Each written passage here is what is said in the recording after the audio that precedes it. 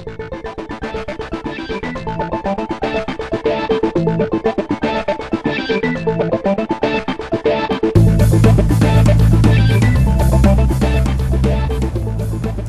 everyone and welcome to Close Up on America's Business. I'm Michael Nader. This is the television news magazine that goes behind the scenes of the most successful businesses across America. We meet and talk with many of the most innovative business leaders in the country today and learn how new technologies are changing the world around us and in the ways in which we do business. You are about to see one of the most interesting and informative segments we've had the pleasure of presenting on this show. It spotlights a company that is one of the most outstanding in its field, a company that impressed us as being one of the very best. It is an absolute fact that bread has become one of the most talked about subjects in America today, thanks to the furor over carbohydrates. Practically everywhere you look in the world of food, low carb is in, and that's especially true in the bread business.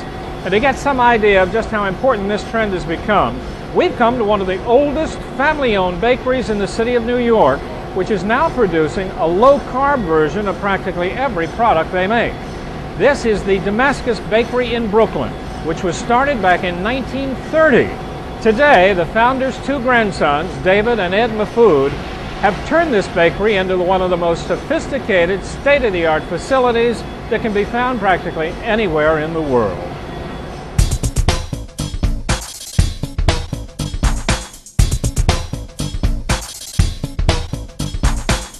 When you come right down to it, just how sophisticated is this bakery?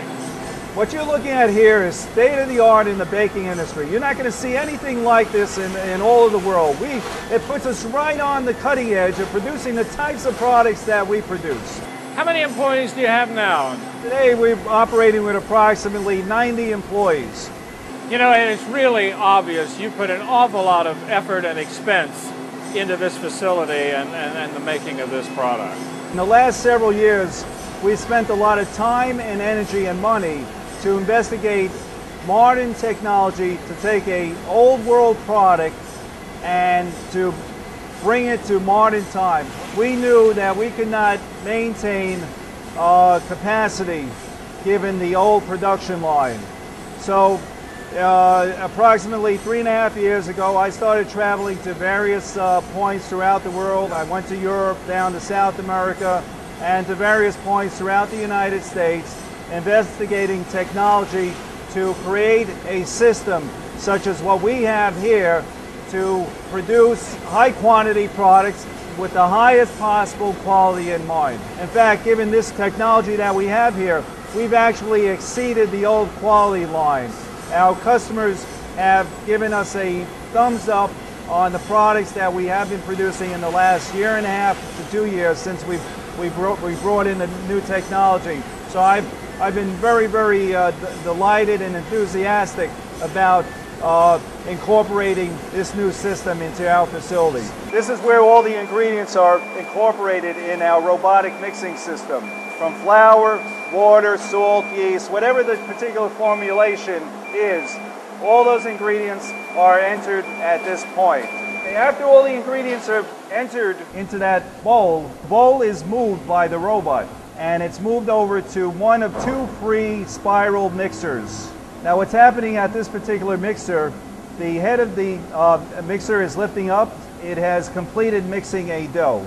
We are going to take that massive dough and we are going to sheet it out into one continuous sheet of dough, progressively making it thinner and thinner. We are going from a dough that is approximately 1 inch in thickness, or let's say 1.5 inches, and we will bring it down to something that is now a fraction of an inch. At that point, we are cutting shapes and different sizes out of that piece of dough, and that is what the final product is going to be like. Now at this point in the line, it's down to, it looks like less than 1/4 inch thick. Now, what's all that flour? Well, in order to sheet the dough, which means that the dough is being processed by the mechanical elements of the line, we need to add flour to it. That prevents the dough from sticking to any one component on this production line. Now at this point, we see the shapes that the dough has been cut into, which is kind of interesting. What is this? Well, Doug, this is a distinctive shape that we developed for one of our customers. We call it the flat top lavash wrap. And what's happening here is that, first of all, we're taking that continuous sheet of dough and we're stamping out this distinctive shape. It has a flat top to it, meaning that the rest of it is rounded, but the top of the circle is cut off only because the customer wanted to create a sandwich, which is a bottom tuck and a folded wrap type sandwich, leaving the top open in a ice cream cone type of sandwich. Hence, we developed this shape very closely with that particular customer. Does it work well for him? It worked very well. In fact, our sales volume has actually doubled in the last several months. At this point, we actually see the bread going into the oven. I mean, we can feel the heat. This is very hot. Yes, it is. It's entering a conveyorized tunnel oven. Using metal plates, we bake the product directly on the heart of these plates. The oven is approximately 800 to 900 degrees Fahrenheit. We're actually going from a raw piece of dough to a finished bread product in 30 seconds. Okay, here's the bread coming out of the oven. As you can see, it's done. We've incorporated fine bubbles as a result of baking. The product is very, very hot, approximately 200 degrees in Fahrenheit. It's really hot here. Where is the bread going at this point? As it comes out of the oven, it drops onto a conveyor and it's actually being fed into a spiral climate-controlled cooling conveyor. We entered this conveyor at 200 degrees Fahrenheit, and when the product exits, approximately 3 minutes later, we have now brought the bread temperature down to 100 degrees Fahrenheit. It exits onto this white conveyorized table where the product is stacked, put into plastic bags, and then run into a heat sealing machine.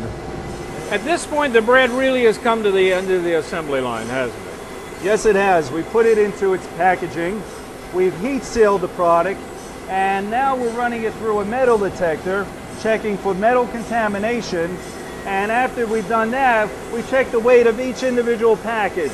Why do you have a metal detector examining the bread? What could be there? Since the bulk of the construction of our equipment is metallic, we use a metal detector to check for the possibility of any metal contamination that may have occurred at any point in the process. I mean, something that may have fallen off of machinery or shavings or something? Exactly. It could be stainless steel in nature or ferrous or even non-ferrous metallic.